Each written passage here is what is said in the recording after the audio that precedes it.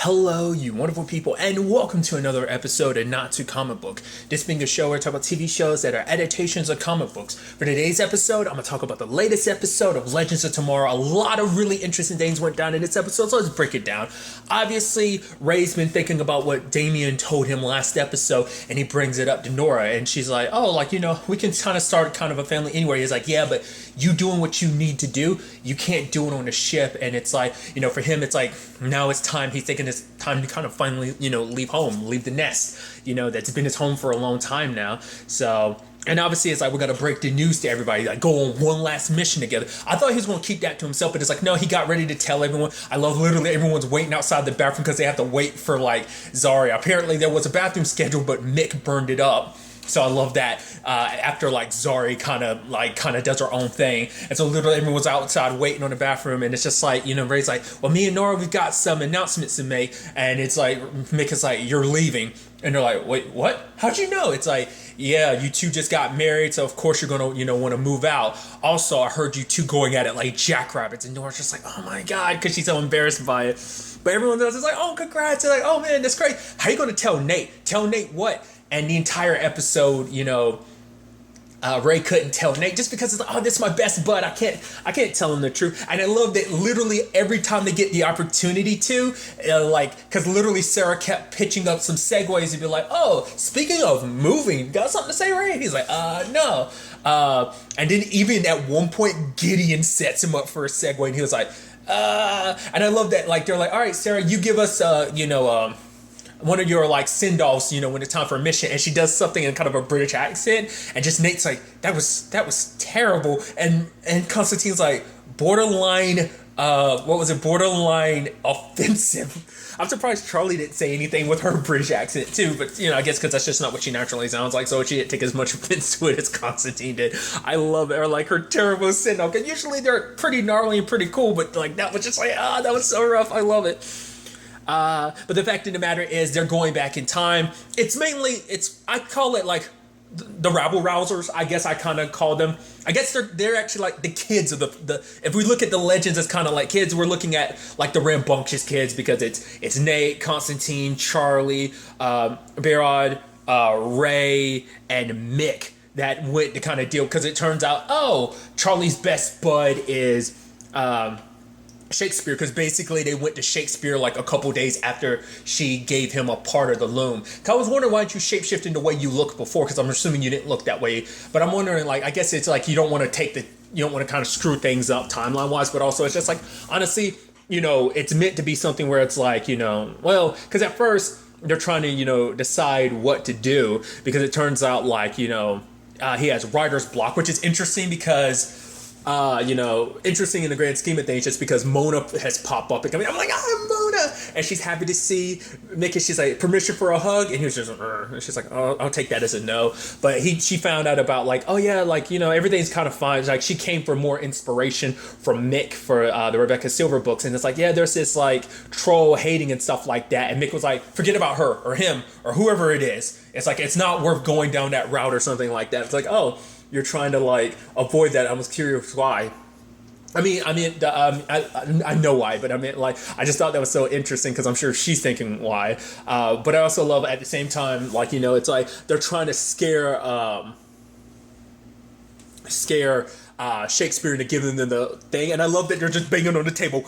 Like Nate bangs on it, then Constantine bangs on it, and you have Ray over there banging the stick on it. Just like they're all trying to intimidate him and stuff like that. But he already sold the ring, which even Charlie's like, what the hell? You literally got that a couple days ago. You already sold it, but it was the only way he could pay for like getting people off his back about the money for when it comes to his production, trying to write his play and stuff like that.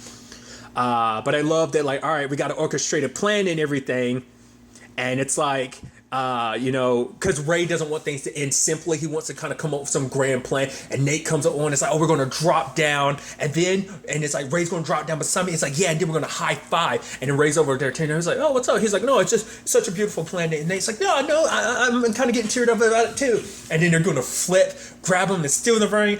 Oh, man, it's going to be magical. It's going to be amazing. Oh, Charlie already went over to got them. Wait, what? The mission's over? Because, Ray wanted to kind of make things spectacular, go out with a bang type of situation. But it's like, wait, it's over?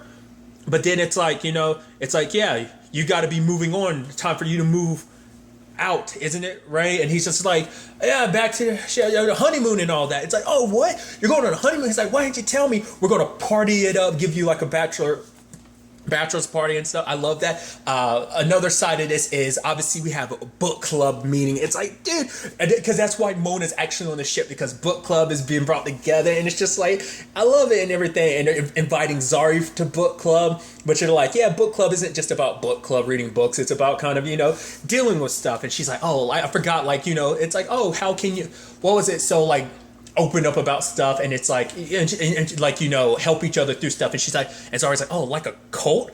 And it's like, whoa, oh, ooh, and Ava's like, ooh, we don't use the C words. We don't use certain C words around here, like cult or clone. And then everyone else proceeds to kind of roll out their baggage. Like, because it's like, Nora's like, yeah, book club actually helped me, dealing with the fact is after I came out from a real club. And then like Sarah's like, yeah, the last quote unquote club I was a part of made me into an assassin. And then like, yeah, Mona being like, and I killed a federal agent. And Zari looks at her, she's like, I should have started with like, I'm kind of like essentially a Hawaiian werewolf. And Zari's like, okay, that's a lot to process on its own. And now we have all this too. But obviously she kind of takes it to kind of focus on Nora, about like, hey, let's have a bachelorette party. And they have a party, and it's like, and the entire time I'm like, I'm like, it's so crazy them partying it up, because I love that both groups are like divided but are partying up in their own rights, and I'm not really telling the other what they're doing, but kind of like sending off both Nora and Ray in their own ways, without obviously Nate being none the wiser about everything. But I love the whole situation with like they're partying it up. It's so weird to see. It's like you're literally partying on your time ship. Like, this is what's happening right here. This is what we're seeing, and I'm loving it. And I love that there's a random fireman stripper. I'm like, who the hell is this guy? Who did you just randomly invite on the Wave Rider? I was like, is he someone that used to work at the Time Bureau? So I was like, how are you so just not? I guess it's like, as long as you kind of hide what it is. But even at one point, he's like, oh yeah, something's wrong, with this. I mean, whatever that means. And it's like, oh yeah, let's get hot fireman out of here later on. Regardless, we'll kind of circle back to that. But at the same time, everybody's getting drunk, and it's like, oh, like talking about the fun times of everything that they've kind of, been through over the course of the series a little bit. Because even Ray was kind of reflecting, looking at some of the highlights in his room earlier in the episode. But it's like, yeah, anyone else got to get any stuff off their chest, some big life moments, and Mick drops a bomb. You have a kid. And everyone's, what? And it's like, holy crap, And everyone's just kind of celebrating. And because they got a little drunk and everything, because at the same time, Constantine's dealing with the fact is he didn't realize it at the time, but Astro was watching him. We'll get to Astro's side of things at the end, but we'll kind of focus on everything else right now. But yeah, it turns into a bar fight, which wish you could say it was the Legends' first bar fight. It's super not. So, of course, turned into slugging it out, stealing it up. Ray's Adam suits flying all over the place. Mick's burning people. It's just going all out, dude. Even they're all using the wind totem and everything. It's beautiful, just everything that's going down. But then, like, Shakespeare gets inspired by it, because it's like, oh, like, he's going to try and write about it. And the fact is, Nate tries to wipe their memory, his memory, and everyone's memory, but it's backwards, so he ends up wiping their memories. They get back to the ship. They get chewed out by Sarah, who's wasted, who's sloshed. And it's like, wait, are you sloshed? And it's like, no. And it's like, why you have glitter on your face? We got to fix his story. We got to fix time. Because apparently William Shakespeare's book turned into, what was it? Romeo v. Juliet, Dawn of Justness, which is obviously a parody on like Batman v Superman. So it's so funny. You can make bits out of that. I love that you turning that into a joke like that. And it was even interesting when they go back and they're watching the play being kind of acted out. And it's so weird to see them kind of apply what they saw and just kind of in their times and stuff like that. I just thought it was kind of neat. And I love that, because even Nate was kind of like, oh, it's kind of a bummer we got to destroy all these things. But he gathers them up, and he's and I love that he goes over to guys and says like, yeah, change of plans. You're being replaced by Riverdale. I was like, I had to rewind it. I was like, did I hear that right? And it's like, yes. I think I could be misinterpreting this. I looked at it as the inside joke of being like, back when Legends was in its second season was when, Riverdale first premiered. When I can't remember if it was like, because during its first season, Legends was on a Thursday, but then like I can't remember if season 2 had already. I don't know if it was like the first half of season 2 was on a Thursday or was it always on a Tuesday. I don't remember, because obviously Legends has kind of moved around quite a bit over the years. But the fact is, around the time of the second season, whether it was before or during it, Riverdale season 1 was on Thursday. So I think that was supposed to be that joke, and I'm like, what? I was like, the inside jokes, I love it. I get that joke. That was my interpretation of it. I could be wrong, but I chalk it up to that. I mean, I'm sure there's many meta levels to that whole situation, but that's like where I look at the base of the joke. But nevertheless, but at the same time, Ray is talking to, because he's talking to Shakespeare about, because it's actually kind of sad when you actually think about, like, the reason why Shakespeare wanted to create something so magical and stuff like that, because he didn't want Romeo and Juliet's story to end, because these characters are so, like, these are characters you worked so hard on and everything. These are characters you love, and to have their story end, it's just, he's always known how their story's going to end. It kind of reminds me of the dude who made, the creator of One Piece. I remember reading years and years ago, he's always known how he wanted One Piece to end. It's just he's had so much fun, he just never wanted the story to stop. I mean, I hope that's not misinformation, because for years I've been repeating that like it's fact. I don't know. It's just something I read many, many years ago.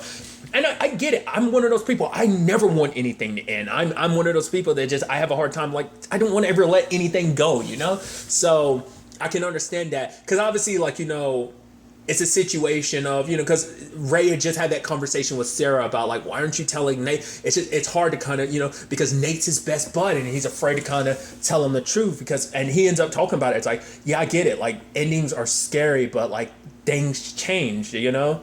It's not a bad thing for things to change. It's just, that's just how things go. And Nate's overhearing this. Nate wasn't too happy, because obviously he's finding out this way, and he's even telling Ray, it's like, you know, go ahead and leave, because the fact of the matter is we're gonna have to get used to it. But it's like, he's like, we could have made this a special thing, we could have got matching t-shirts for this, make it like a momentous occasion, kind of go out in legend style. But no, you didn't tell me. I had to find out this way, which Ray's like, oh no, the mission's in the war, we can, because it turns out history isn't fixed because Shakespeare still didn't do Romeo and Juliet. It's because a person who came to that he was owed money to, because they thought, like, oh, you stole the ring, so all the actors in production has been taken from you, so he can't act out the play. He's kind of given up on it and everything. So it's kind of like they kind of screwed up literature history, and they also screwed up by, you know, because now he's pissed at them, so he's not going to work with them. So,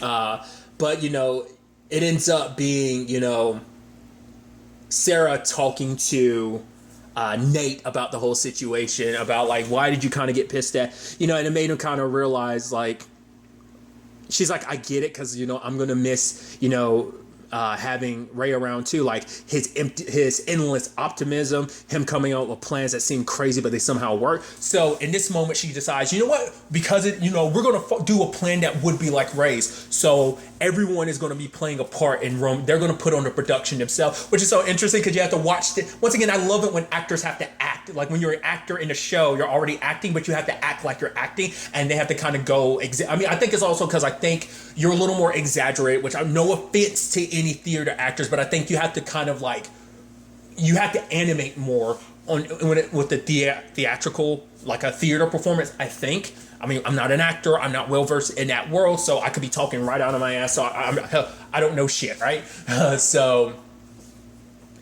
You know, but still, it's interesting because you can tell they're kind of like overacting and stuff like that, and it's really interesting to see them all kind of like play into it. Even Mick playing his own role and stuff like that, having not wanting to have anything to do with this, but even like the whole Constantine and Juliet situation. Well, because, you know, Nate's playing Juliet, but hearing those lines about, you know, it made him think about like, all right, it made him think about his relationship with Nate, and he kind of, I mean, with his relationship with Ray, and he kind of leaves, and obviously, you know, Zari kind of steps in his place, because I love there being like, wait, she got all that? It's like, wow, she is, and Mona being like, she is good for book club. Book club is right for her because she was basically able to kind of, help Nate deal with his issues. So he rushes back to help. Because I love there was even that line of like, because he was reading the story and he was like, wait, why didn't he just steal up again? That's stupid. Because like, I think it's supposed to be kind of an inside joke because even more often than not, Nate won't steal up again just because probably budgetary reasons why obviously that's a reason why you don't use it a lot. You work around having to spend the money for special effects like that because because this show kind of has the biggest like potential of like a bigger budget than all the other shows, and I think in the past they've kind of blown past their budget in many different regards, but I think they kind of play into that, like having to kind of go about things. So I was like even joking about like, oh, we have it's like only stealing up once, why did he steal up again? That doesn't make any sense. Why he ended up getting stabbed, so that's a whole thing. But nevertheless, he's rushing to get back to Ray, but Ray's leaving with Nora because she's like, we could wait, but he's like, no, she probably shouldn't have stayed in the first place. But then it's just like it's like, oh, he's Nate's like, he's already gone, but Ray's like, hey, I'm here. But it's like, hey, because even Ray ended up having to say goodbye to Gideon. He's like, take care of the legends for me, and it's like, no, it's just I knew it was coming. I'll get to it in a second, but the fact of the matter is Nate comes over and just him and he's like, I'm sorry I was acting the way I was. It's just I was going to miss you like crazy, and I didn't know how to process it all at once. And it's like, this sucks, but I love you.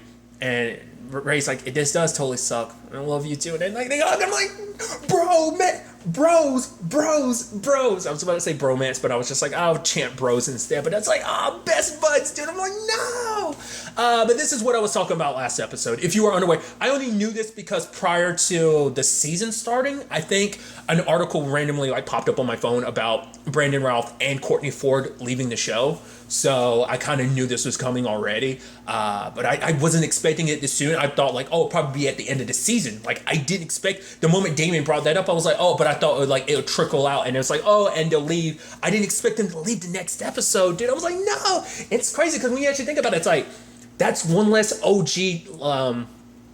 legend left. I mean, the only OGs left now are Sarah and Mick, like, because everyone else, whether people, die like Snart and Rip, or Martin, or left like Jack and Amaya, like for their own respective reasons. So it's just like, it's not the first legend that's left for, I mean, at least it's not leaving as in he's dead. It's more so like, he's going on, obviously, to spend time with him and Nora, but it's like, it's kind of sad. But I mean, that's the beauty of this Arrowverse situation. Like, there's always a potential for them to come back in some shape or form. It won't be in a main cast type of form, but it'll probably be like Jax, because Jax made one last appearance before he left.